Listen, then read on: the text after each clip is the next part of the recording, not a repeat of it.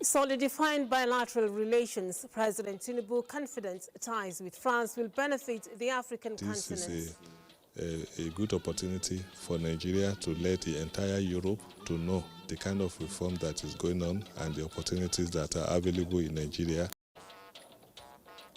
General Council of Trade Organization reappoints Ngozi Okonjo-Iweala as Director General for a second term. We have a full agenda to deliver for the people of this world that we are here working for.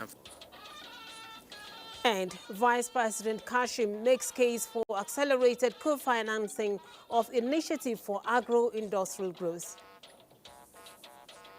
This meeting has become imperative to mobilize additional financing for the second phase of the program. You're welcome to NTA Network News at 9. I am Lami Ali. Jennifer Igwe is in our studios in Lagos, while Benny Adams is here with me for business news.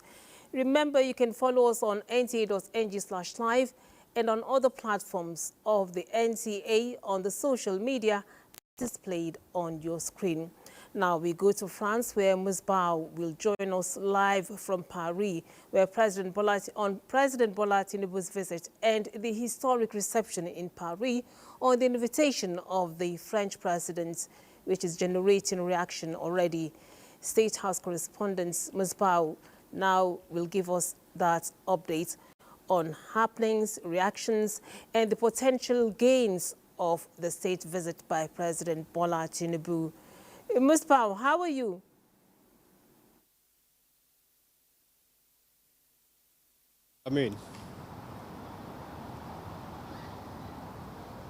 Coming from France as a result of the visit of President Tinubu on the invitation of President Macron.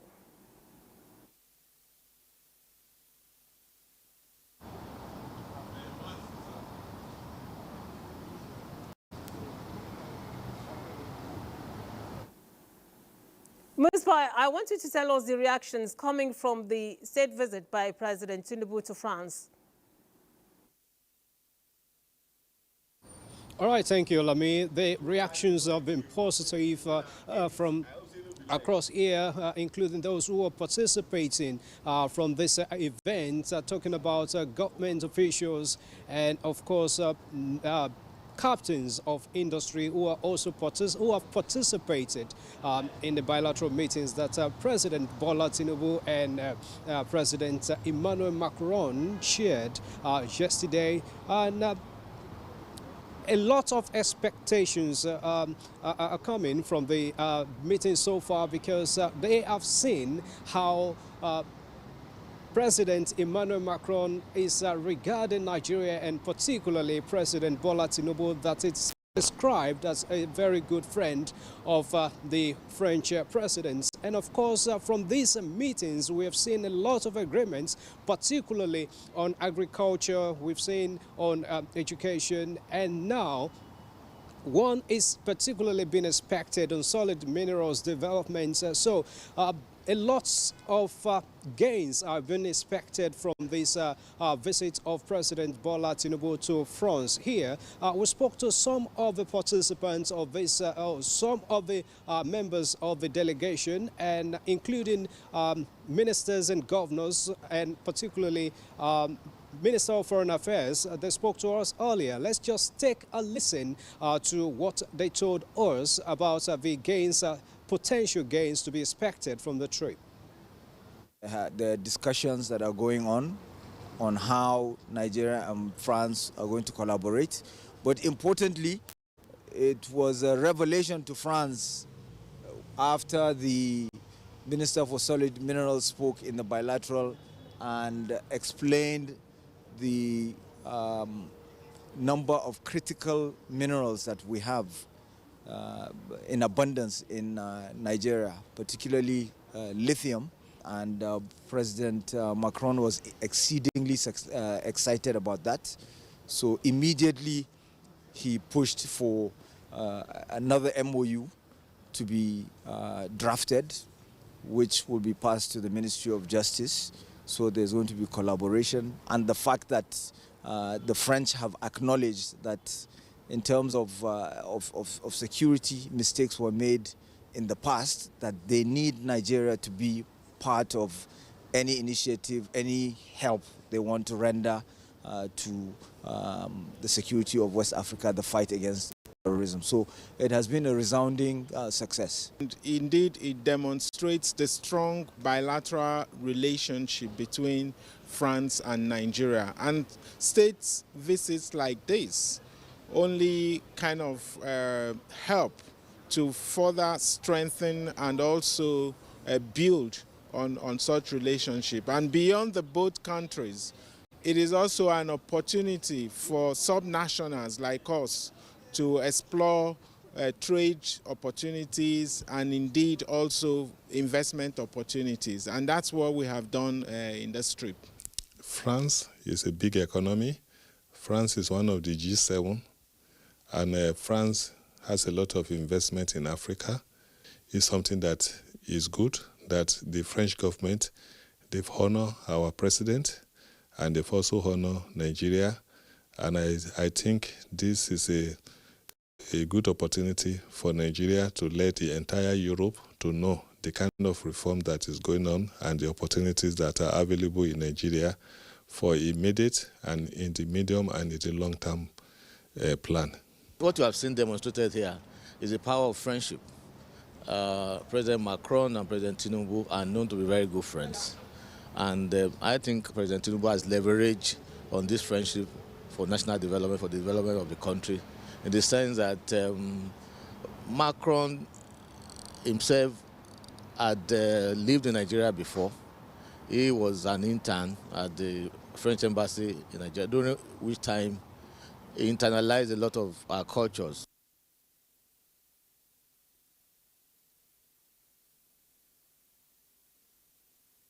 Those are just some of the reactions. What we've seen now is just a supplementary agreement on the already existing relations between Nigeria and France. So it's going to cover agriculture, education, health, and solid minerals will also come in, as well as technology as the time goes on.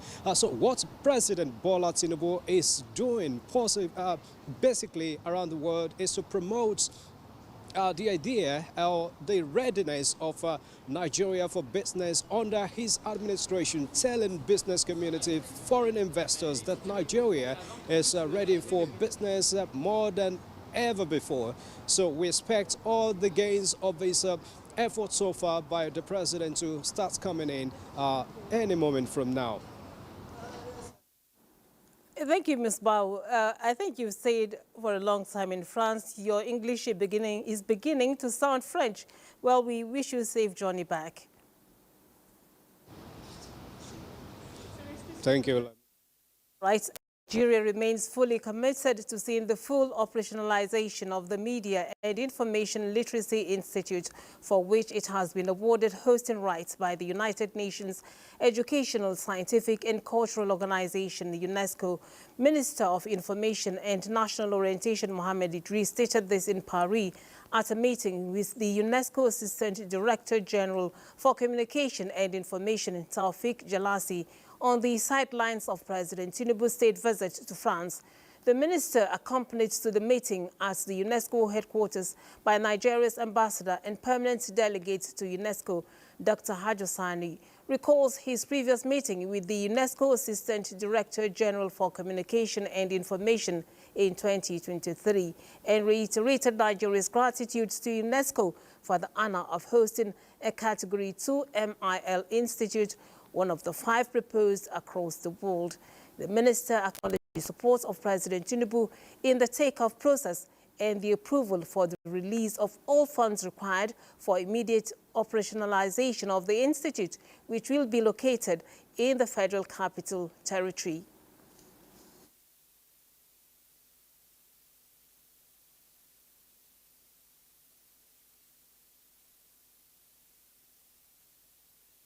It's an institute that we hope, UNESCO hopes, and the whole world hopes that will help in combating fake news, disinformation, misinformation, hate speech, to reduce it to the barest minimum.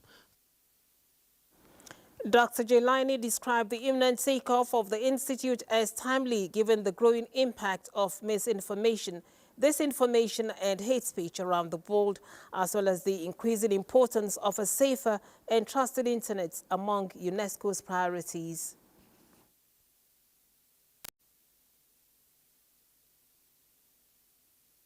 The UNESCO General Conference formally approved through a vote by its 194 member states, approved setting up this Global Media and Information Literacy Institute in Abuja. It will be a first of its kind worldwide, and we are delighted working with Nigeria. The meeting also discussed the UNESCO's new guidelines for the governance of digital platforms published in 2023, following a multi-stakeholder consultation that assembled more than 10,000 submissions from 134 countries. Nigeria is expected to domesticate the guidelines and ensure a safer and more responsible internet for all Nigerians. Now, the General Council of the World Trade Organization has reappointed Ngozi Okonjo-Iweala for a second term as its Director General, while appreciating all for their support. Okonjo-Iweala pledged to continue championing trade as a driver of economic growth and resilience, while reinforcing the multilateral trading system. So decided.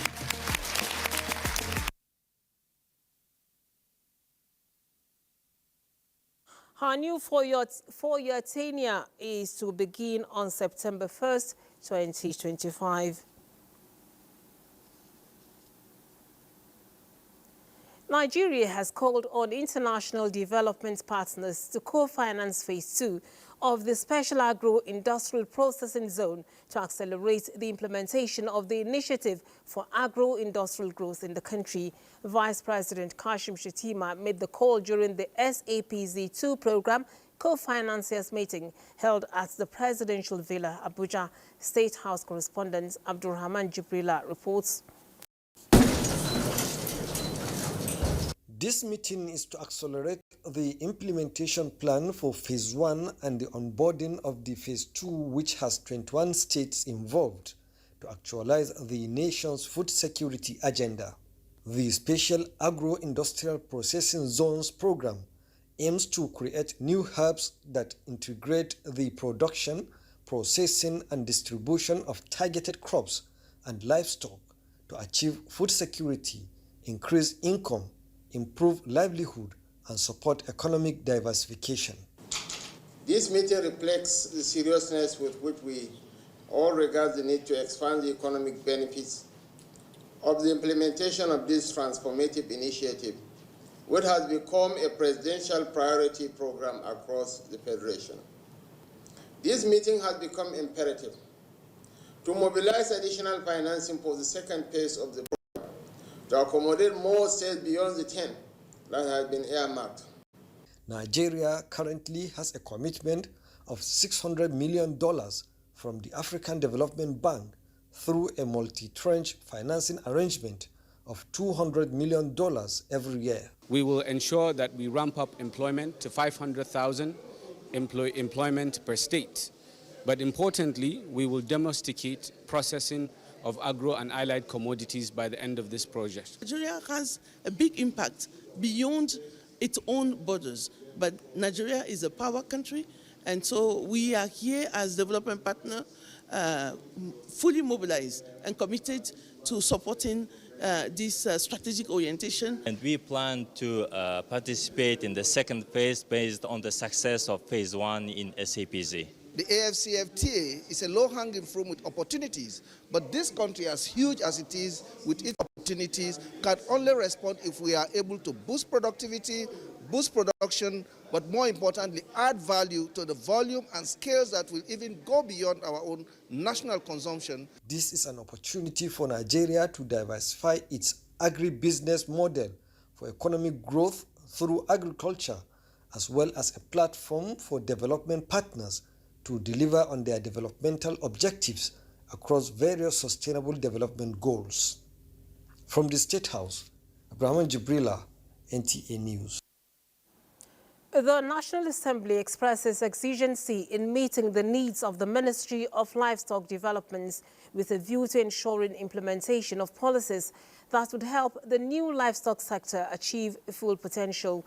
This was at the maiden interface with the House of Representatives Committee on Livestock Development with the Minister. National Assembly correspondent Isa Mohammed brings details. The interface was the first after the creation of the ministry by President Bola Tinubu. The Minister of Livestock Development, Idi Meha, stressed that the livestock sector can boost the economy by more than 33 trillion naira if well unbundled and harnessed, attracting a huge capital for Nigerians' economy. We have already carried out a comprehensive assessment of the grazing reserves, stock routes, and dams all over the country. Already we have gotten a total number of 417 grazing reserves across the country, from New Market to Abuja, from Sokoto to Calabar. As a technocrat and also a practicing farmer, we have no doubt that we have a round peg in round hole. Similarly, the Senate Committee on Livestock Development was also inaugurated with a commitment to tackle herders-farmers conflicts and encouraging husbandry for food production, economic growth and development. From the National Assembly, Isa Muhammad, NTA News. All is now set for the closing ceremony of the Africa Military Games 2024 in Abuja. Details on that will come to you after the break. Do stay. The Chief of Defense Staff is joining us in our Kaduna studios to share his perspectives on the ongoing African Military Games. But before then, we join our correspondent, Francisca Billy, from the various events to give us updates on the various events. Hello and welcome to the 2024 African Military Games update. I am Francisca Billy. As the second edition of the African Military Games ends this Saturday, Team Nigeria athletes are still making late push for more medals. In the judo event at the velodrome of the Moshood Abiola National Stadium, Nigeria secured an impressive total of 17 medals in the finals. I won the silver in minus 100 kg. I'm very, very happy to win that silver medal for Nigeria. I'm so happy that I won a gold medal. It was tough though. The Algerians were like always winning. I was the first person to beat an Algerian in this competition. I'm very excited. In kickboxing, it was a clean sweep for the Nigerian Armed Forces, comprising 6 female and 13 male athletes, who got all the available gold medals except for one, which was snapped up by Kenya. I trained for it. I prepared myself, a good preparation. They say when you train hard, you fight easy. At the indoor sports hall of the Package B session, venue of the volleyball event, Algeria confirmed their top place finish by beating Burkina Faso 3-0. Nigeria and Ghana faced off in the male and female categories. The men fought for the bronze, while the women were engaged in the battle for gold as the only teams that registered for the women's event. Ghana handed Nigeria a straight set loss in the women's events. Meanwhile, Brigadier General Thabo Solomon Spoonpo, Director of Physical Training, Sports and Recreation for the South Africa National Defence Force, expressed satisfaction with the hosting of the Games in Nigeria.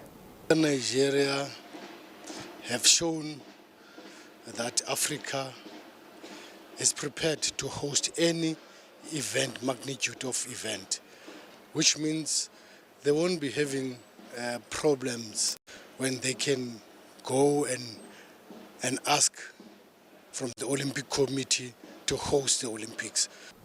Also, athletes from various countries had the opportunity to interact and share their diverse experience at the second African Military Games in Abuja. So far, you see, we are meeting so many people, we are changing environments. Moreover, their food is superb. Yes, it's very splendid.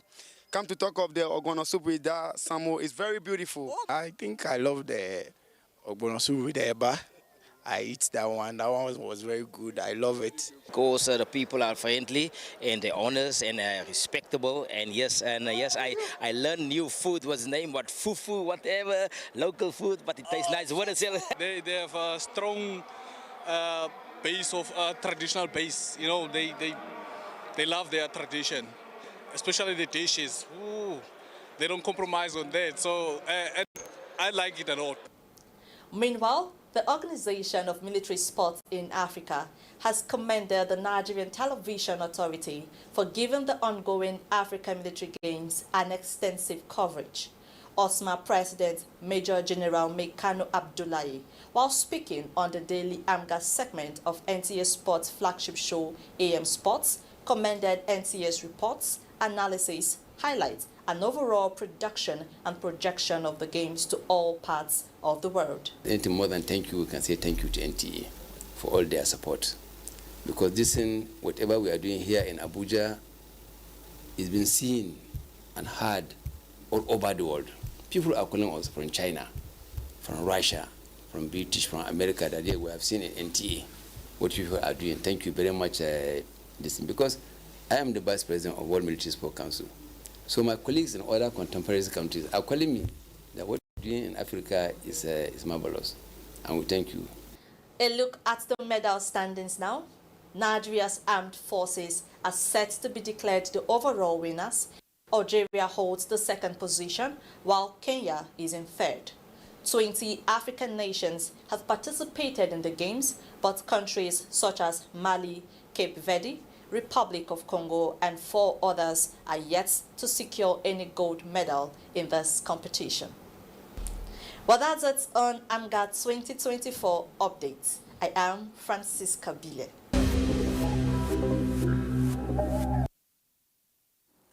So we now link up with our Kaduna Network Center for the continuation of the conversation on the African Military Games with the Chief of Defense Staff, General Christopher Musa.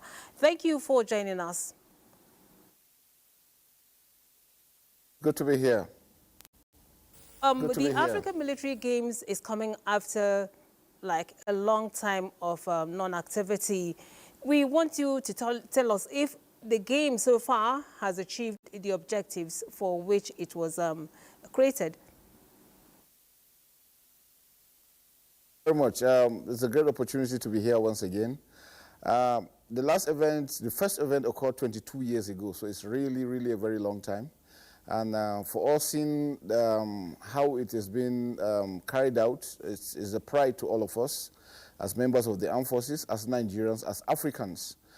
Bringing Africa together, especially the African militaries, after 22 years, I think is a great achievement. And it's something that we want to encourage other countries to continue. I'm sure they will name the next country that is going to host, and I'm sure probably in the next 2 years we should have another such wonderful event. I'm sure it's been an amazing experience for the athletes that came from the various African countries. We want you to tell us how this camaraderie can be sustained, especially on the aspect of regional security. Important. This is an opportunity for us to get to know each other more because the nature of our work is the same everywhere. And the challenges we're facing in Nigeria is not only peculiar to Nigeria. It's something that is common to all African countries and other countries of the world. So coming together and having to compete with each other brings that unity. It gives us better understanding of each other. They have a better understanding of Nigeria. You know, before now, I'm sure we're aware that the media outside gives a very, very bad impression about Nigeria. That you come to Nigeria, there's so much crime and criminality, so many bad. But people have come themselves over this time since it started. They have seen a different Nigeria that it is not true. Most of the information are fake news, just to bring us down. But we remain very, very committed, very strong. And they've understood that Nigeria is peaceful, Nigeria is strong, Nigeria is committed, and Nigeria is united. And Africa needs to continue to remain united. That's the only way we can confront the challenges we're facing.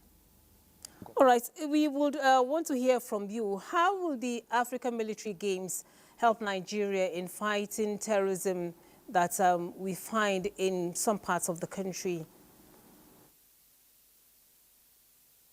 At least it shows that Nigeria is peaceful, that we're able to hold this, having all the our brothers and sisters from fellow African countries.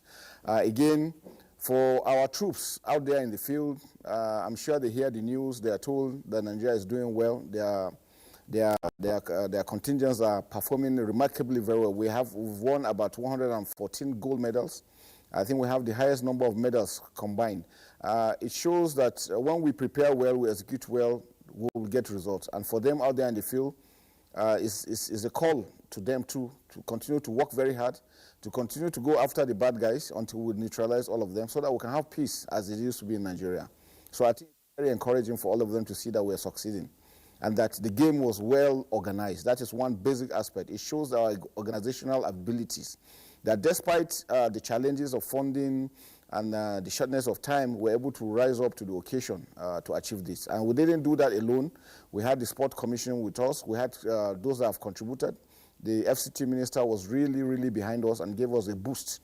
So many state governors contributed, banks, and so many organizations, individuals, friends of the military have contributed immensely to the success of this competition.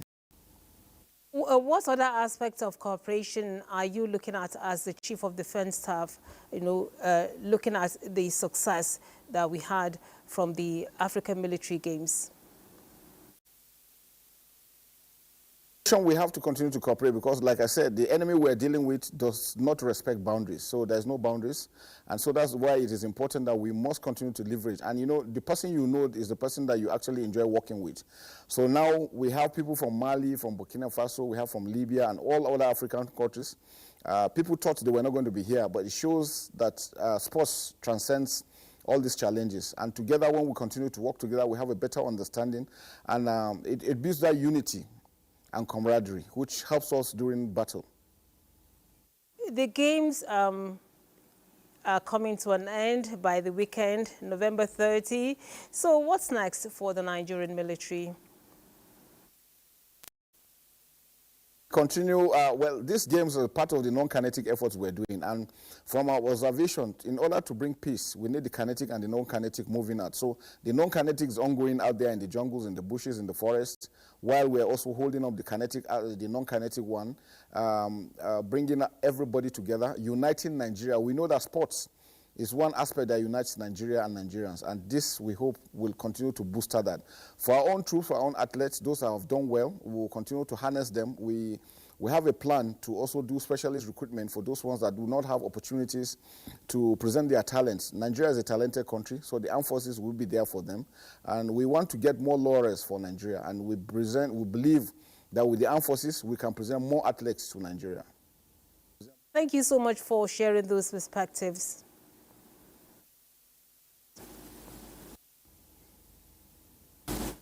That was the Chief of Defense Staff, General Christopher Musa, speaking on the ongoing and coming to an end African Military Games taking place here in Abuja, Nigeria's capital.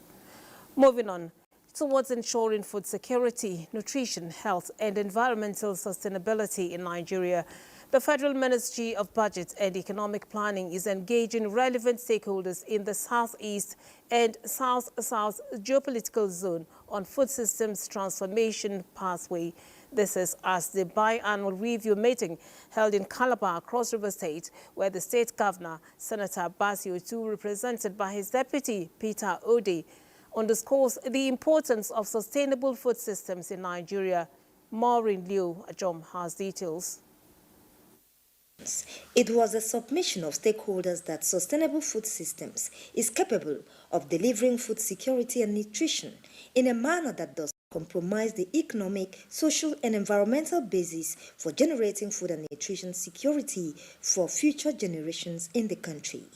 For the government of Cross River State, frantic efforts are being taken to address food systems actions. In Cross River State, and particularly since the inception of my administration, we have taken frantic efforts to address food system action across implementing sectors. Stakeholders expressed determination to deliver on their responsibilities and contribute effectively, while also ensuring the provision of an enabling environment for partnership. Now coming around to review, to have a biannual review of the implementation of the strategy for the food system transformation pathways, such that we'll be able to identify the gaps, we'll be able to see any of the states that does not understand the concept. The federal government is key and committed to what they can do to deliver food on the table of Nigerians in terms of the right quality at the right time. In Calabar, Maureen Leo Ajom, NTA News. And Benny will take it from here to bring you business news. It's over to you, Benny. Thank you, Larry. And talking business, prospective beneficiaries of the presidential 75 billion naira intervention fund have been urged to raise their living standards and create pathways to increase investment by accessing the loans and grants to upscale their businesses. From Borno to Sokoto, Delta to Ebonyi State, the story is the same, as small businesses are being impacted by the grants from the federal government.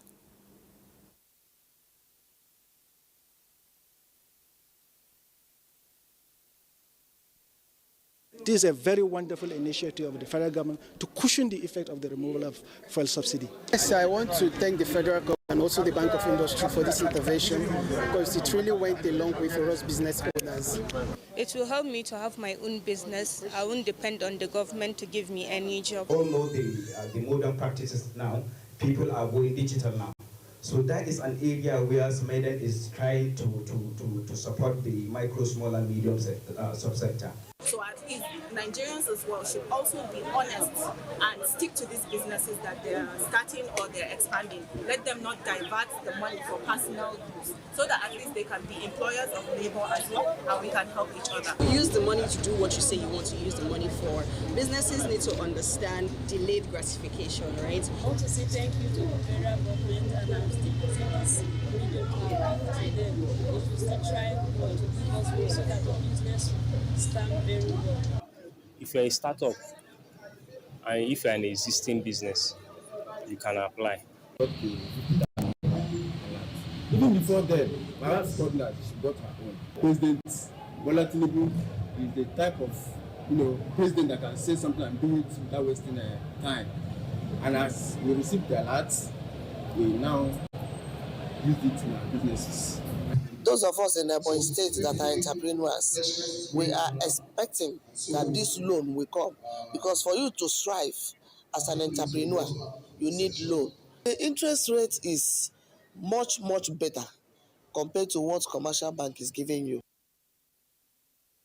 Now from the open market to the capital market, where investors lost 168 billion naira with the all-share index down by 0.28% as the week closes bearish, with sell-offs observed in some stocks like Seplat. But before Seplat, we'll take a look at the markets the way it has. Well, from yesterday, we had a 0.50 appreciation, a marginal appreciation in stocks, but as of today we have a 0.28%. It's not all gloomy. This is actually the right time for those interested in stocks to go invest in the market, as these stocks are having much more prospect. From number of deals, 8,404 yesterday, we now have 7,554. Looking at the volume of shares, volumes dropped by about 100 to 515.4. And looking at the value of stocks, yesterday we had 10.8, but today we are seeing the value increasing to 15 billion naira, and the equity capitalization settles at 51.1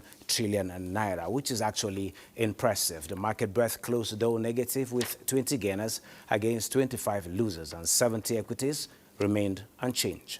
This is it on business. Lami, it's over to you. Many thanks, Benny. Now, Ajay Crowther University, Oyo, has graduated 2,687 students, 86 of them bagging first class.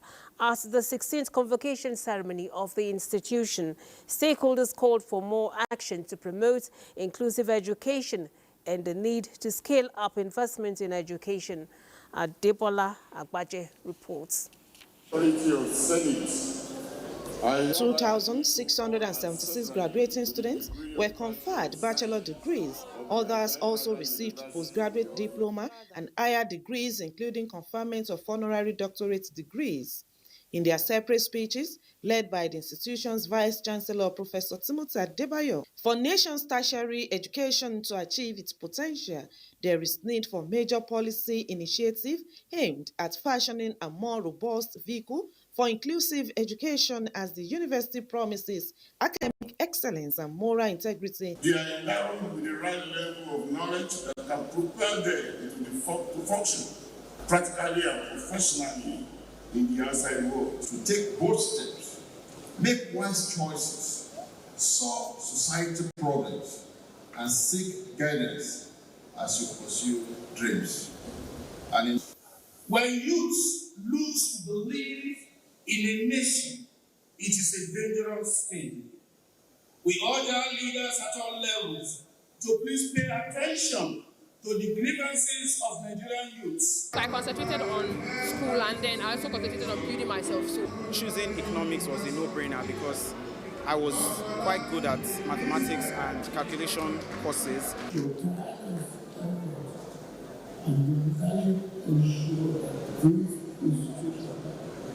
Not only imparts academic knowledge, but also shape your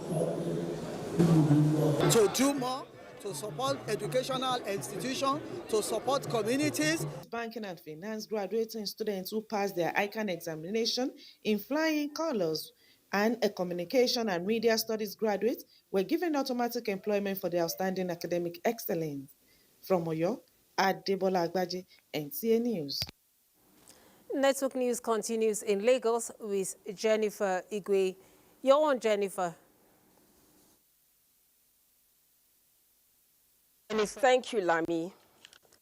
Medium and small business owners in Nigeria now have opportunity to access up to 5 million naira loan at single-digit interest rate under the 200 billion naira presidential grants and loan schemes for MSMEs.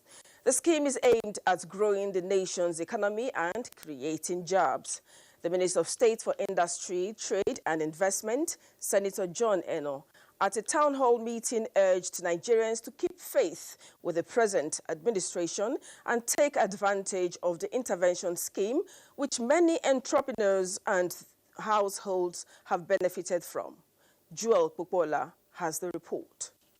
My name is William Asuko William, the beneficiary of the Presidential Grant and Loan Scheme.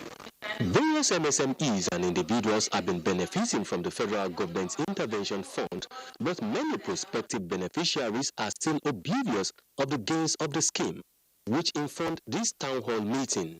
Minister of State for Industry, Trade and Investment, Senator John Eno, says President Tinubu approved the increase in MSMEs loans from 1 million to 5 million naira to provide more funds to stabilize their businesses with a 9% single-digit interest rate. To have a chance to borrow about 1 billion for the manufacturing sector. So there's nothing else that can compare to how this empowers these micro and small, businesses, and how it empowers the manufacturers. And then there's also the issue of how much it creates jobs and drives innovation. Senior Special Assistant to the President on MSMEs and Job Creation, Temilola Adekunle Johnson, an Executive Director in charge of MSMEs at the Bank of Industry, say the intervention fund has already been made available by the President with 75 billion naira earmarked for 75,000 MSMEs, another 75 billion for manufacturing companies, and 50 billion for conditional cash transfer. They want to start implementing the loans. But we don't want to hear, I did not know. Oh, I did not hear. And that is why, from the presidency, we have taken it upon ourselves to go around the entire country to tell you that this is what the federal government is doing. Some of the beneficiaries attested to the credibility of the scheme. I use the money to buy more seed to plant, and after planting, the seeds do well. Now that I get this money for 200, I don't know how it's going to be. Maybe I'm going to spend more than that. Speakers at the event agreed that the intervention will no doubt guarantee steady economic growth. In Lagos, Joel Mukbo. Jigawa State Governor Umar Namadi flags off the construction of mega solar-powered boreholes in Birnin Kudu, Hadeja and Gumel local government areas to provide safe drinking water to residents. The project, Umar Namadi says, targets provision of potable water across the state. Mohammed Musa Askira reports. These are 3 solar-powered boreholes to be drilled in 3 local government areas of Birnin Kudu, Hadeja and Gumel. Each will have the capacity of 10,000 cubic meters, capable of supplying 100,000 beneficiaries in each of the 3 local government areas. The project, according to Governor Umar Namadi, is meant to bridge the potable water provision deficit of 5% in the state, as Jigawa is currently ranked second to Lagos with 95% coverage of safe drinking water to the people in the state.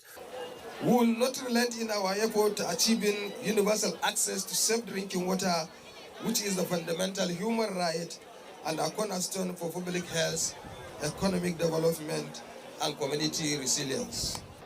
Compared to the traditional water systems, solar-powered boreholes are more reliable and require less maintenance, ensuring uninterrupted water supply.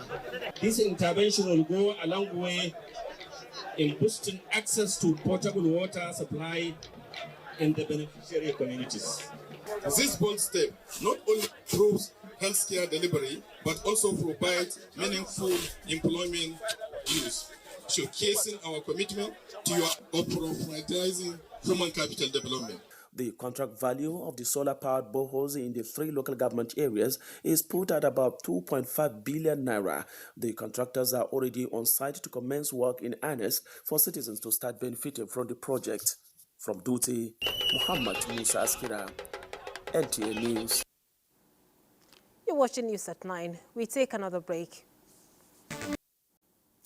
Vice President Kashim Shettima has condoled with the governor of Akwa Ibom State over the death of his wife, Pastor Patience Umo Eno. State House correspondent Abdurrahman Jibrila reports that the vice president was in the country home of the governor in Ikotekpene Udo in Nsitibum local government area.